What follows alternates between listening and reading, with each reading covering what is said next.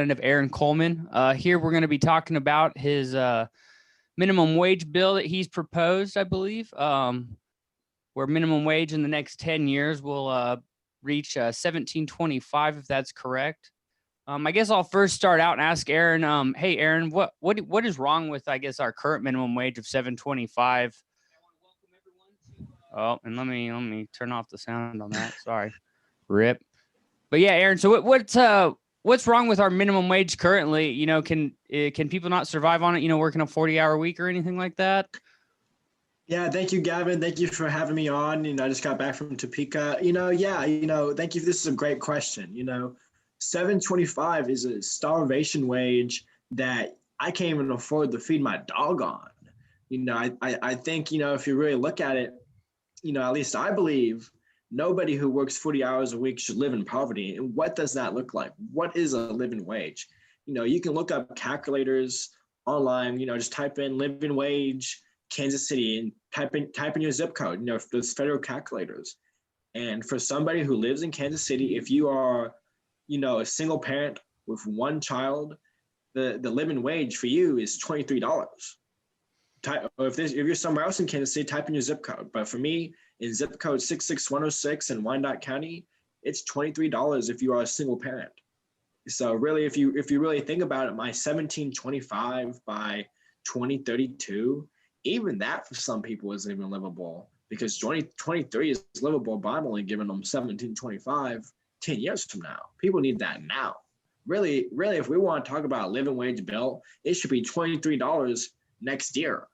My bill doesn't even give you 17 till 10 years. So it's really about what's the minimum you can afford to pay people.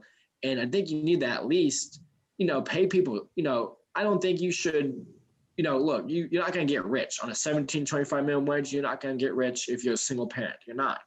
It's going to pay your bills. It's going to pay your utilities. You're not going to have to be on welfare. You're not going to have to be on food stamps, which if we want to talk about taxes, us having this artificially low minimum wage, which we then subsidize with welfare. So these corporations like Walmart or Sam's Club, instead of paying their employees a livable wage, they pay them a starvation wage, and then a taxpayer makes up the difference with tax dollars. That needs to stop. I feel like if we have a livable living wage, a large part of, especially if we get a universal basic income, those two proposals, a universal basic income and the livable minimum wage, we eliminate most, if not all, welfare. And this is going to save the taxpayers a lot of money. I truly believe, raising the minimum wage is a small government position, because you don't have the welfare state anymore. People can live just by working 40 hours a week. It's a radical idea nowadays. If socialists back in the 30s, they were fighting for a 40-hour week, and they finally got it after FDR came in and made it law.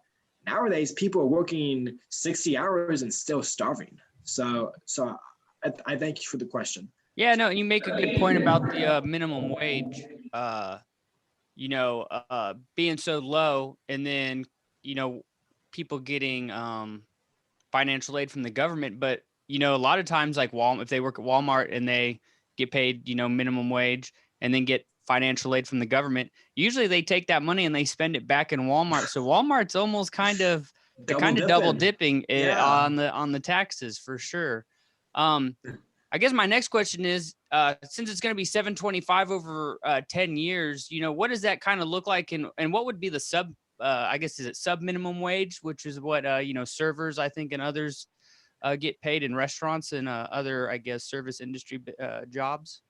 Yeah, I thought this was a, very clever solution that I came up with. The sub minimum wage will follow and increase with the minimum wage, which is going to increase at a rate of $1 a year for 10 years, then tied to inflation, which what that means is the sub minimum wage will be $12 in 2023. Oh, okay, 2032. Sorry, it's been a long day. 2032. No, you're good.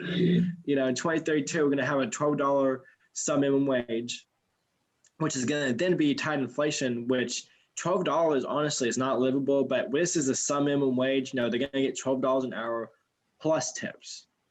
So they're going to be making, about $23, which, like we said, $23 is a livable wage for a single parent.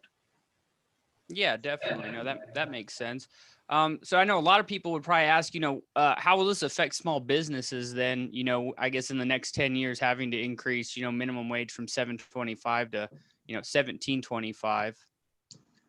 That's a good question. I always get asked about small businesses. Are you going to run all the small businesses out of town?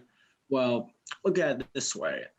It's not going to be 17.25 for 10 years. We're not going to have a livable wage for 10 years.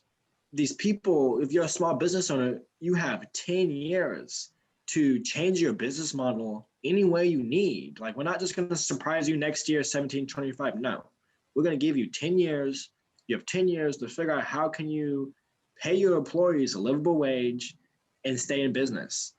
And, if you're a small business and you can't, and if you're a small business and you refuse to pay your employees a livable wage, maybe you should go out of business, because a lot of times these small businesses, the most of their employees, if they're a true small business, a lot of their employees are their friends and family. And if those are the people you're going to shortchange, not give your friends and family a livable wage, you have your friends and family, people you care about, you're forcing them to live in poverty, maybe you shouldn't be in business. Yeah, no, I guess that's a fair answer. So, I guess the other thing is, people say, and I've actually heard other people say this, well, fine, if I have to pay my employees, $15 or $17 an hour, or I guess in your case, it'd be $17.25. Why don't I just start automating my jobs, like at, I guess, Walmart or McDonald's and other places like that? What would you say to that? I just find it so funny. The minimum wage is $7.25. It hasn't increased in over 11 years. Last time I've been to Walmart, I couldn't even find anybody. It was all self-checkout. There was not a single person, scanning my stuff. I had to self-scan it. It was like 25 self-checkouts, and that's all it was. So if you want to talk about automation, the jobs are gone. The jobs are gone and they're never coming back. So what I would like to see, what we need is an automation tax. If they want to automate the jobs, fine, but you're going to pay taxes on that automation. And basically, it's really simple to implement, because already every employer pays a payroll tax. So we're just going to lock that rate in. How much tax you pay in payroll tax now? If you eliminate those jobs, you're going to pay the same tax as you did before. And using this automation tax, which is just basically you're going to continue paying that payroll tax, we can fund a universal basic income, and we can just give the citizens of Kansas $500. So if they want to automate the jobs, fine. People are going to get that money coming back to them anyway for the payroll tax. No, yeah, that makes complete sense, for sure. I guess, really, do you have any closing statements? I can see if I can actually also let me check the chat real quick and see if anyone has any questions. Which I guess, would you want to, since we're kind of talking about universal basic income, would you kind of want to talk about your carbon tax at all that you've actually, that's a good thing. Actually, right now I am working with the Kansas Legislative Resource Department and the Kansas Revisor's Office. One piece of legislation I'm currently pursuing is the title of the bill is penalizing pollution to fund our COVID-19 economic recovery.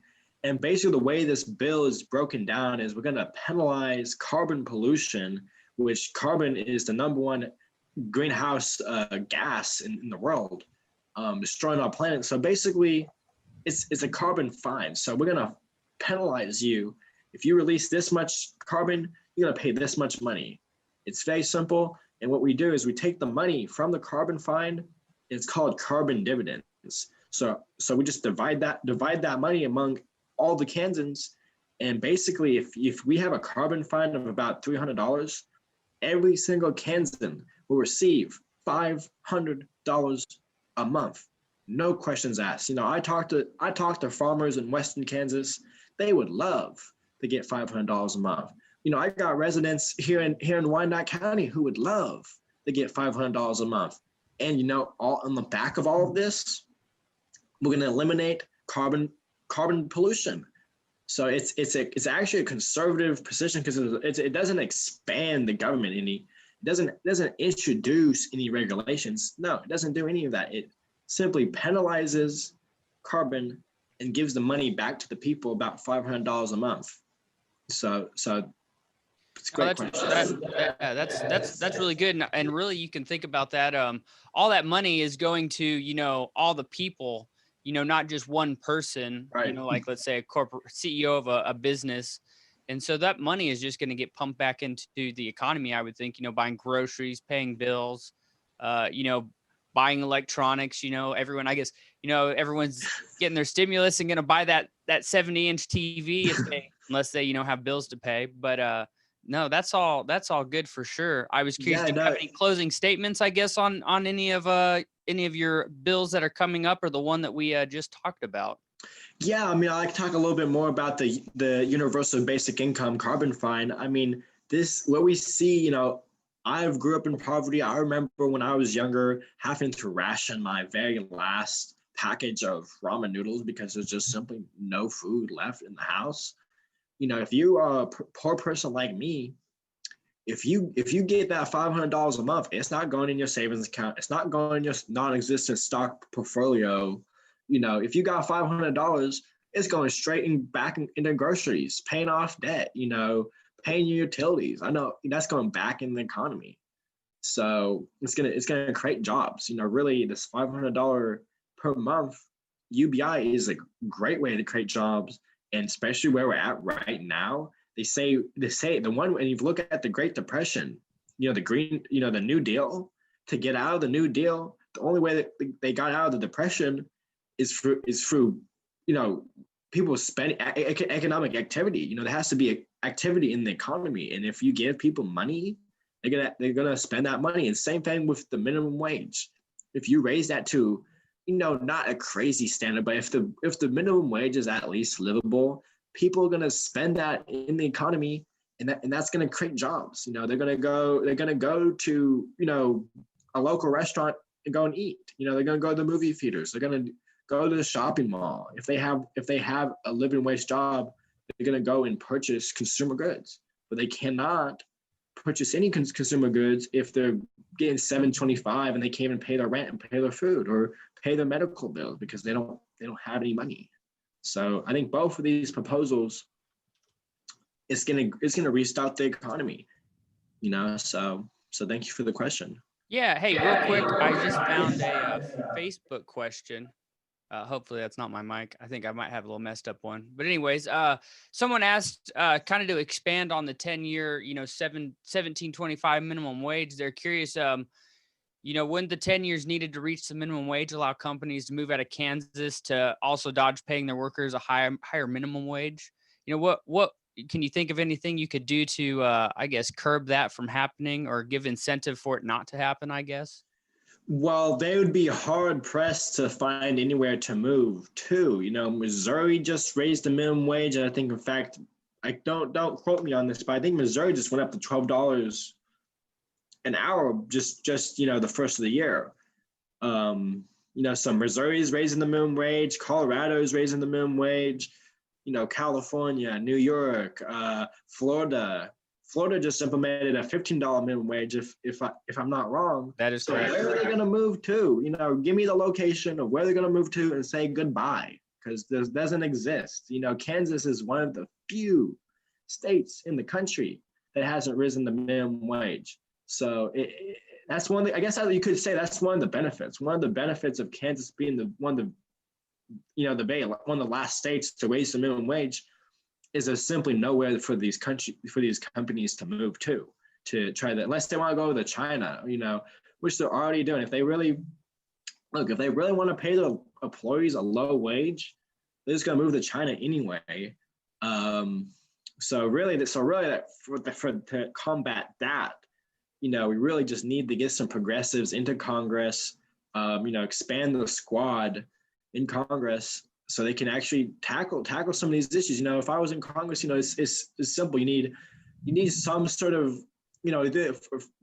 which actually I think the Joe Biden was talking about is buy America policy, which basically they're not going to buy any products, not bought, not manufactured in America. So, there's ways to combat it. There's always going to be companies trying to go to the lowest wage places they can, whether that's Alabama or whether that's going to China. But we have to combat it, and I don't think you win by negotiating with terrorists, because that's really what I see. It's economic terrorism, because they say, oh, let us pay your people a starvation wage. We want you to have this big welfare state to subsidize our wages, or we'll leave. At this point, just go. Tell me where you're going to go to, because almost every state in the union has already risen the minimum wage. And my 17.25 by 2032 is a very, very conservative proposal if you look at some other states who are going to vastly, outpace me by then. No, definitely. Yeah, no, and that all makes sense. Really, what are they just going to move themselves out of a market? There are, hundreds of thousands of people that live in Kansas. So they're just, instead of paying a better wage, they're just going to move to the moon move themselves out of a market right. to make money, even if it might be slightly less than it was, when they're paying people $7.25 because they're having to pay a little bit more.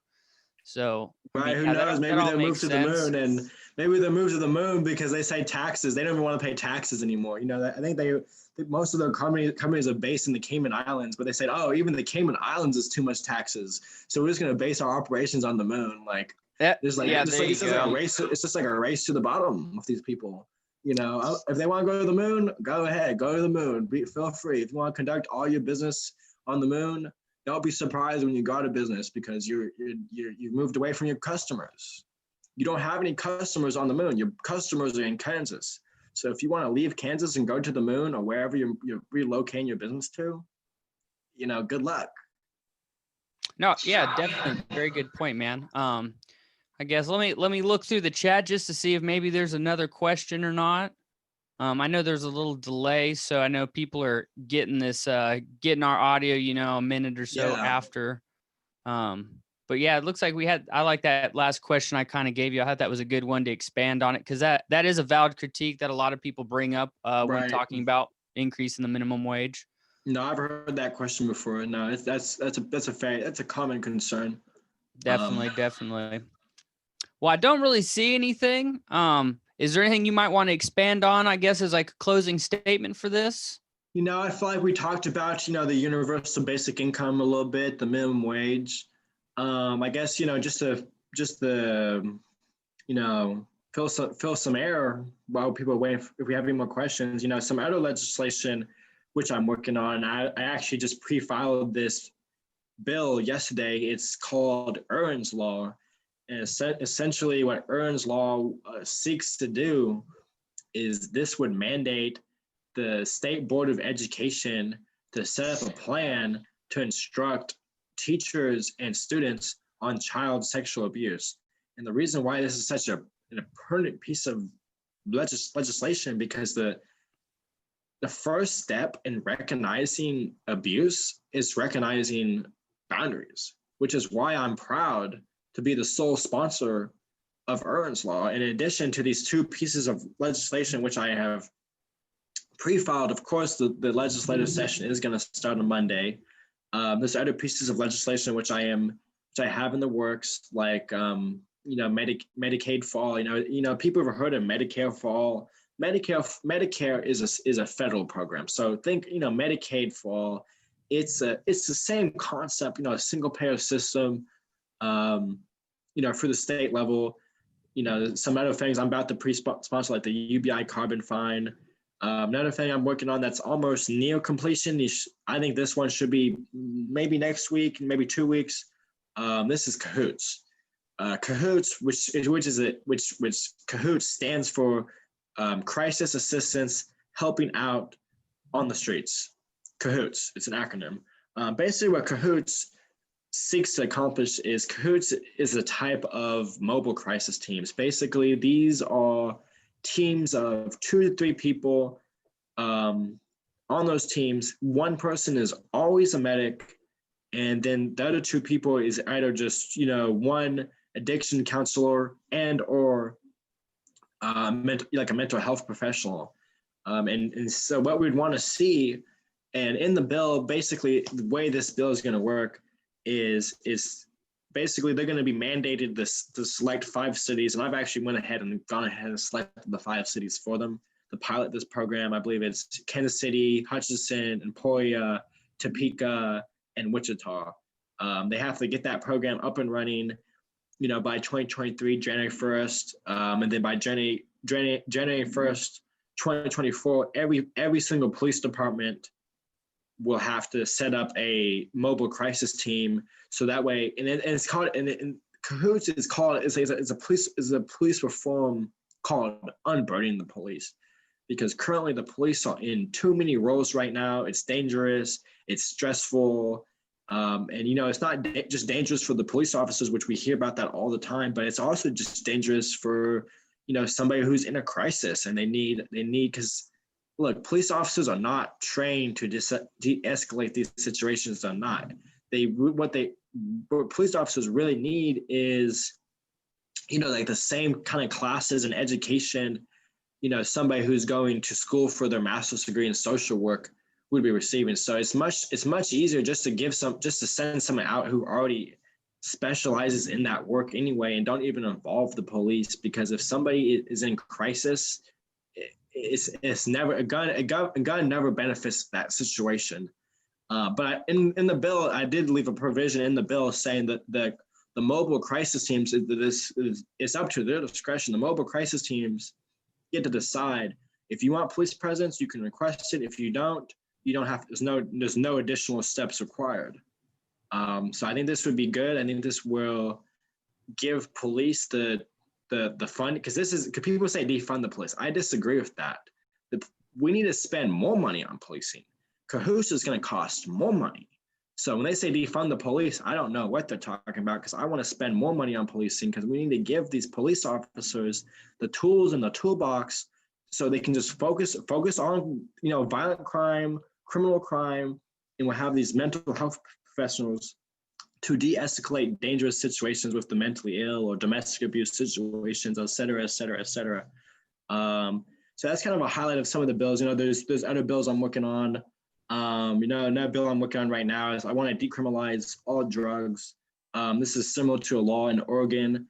And I want because right now we spend too much money on prisons, and I think it's like a third or maybe it's 40% of the people in Kansas prisons are there for drug-related offenses.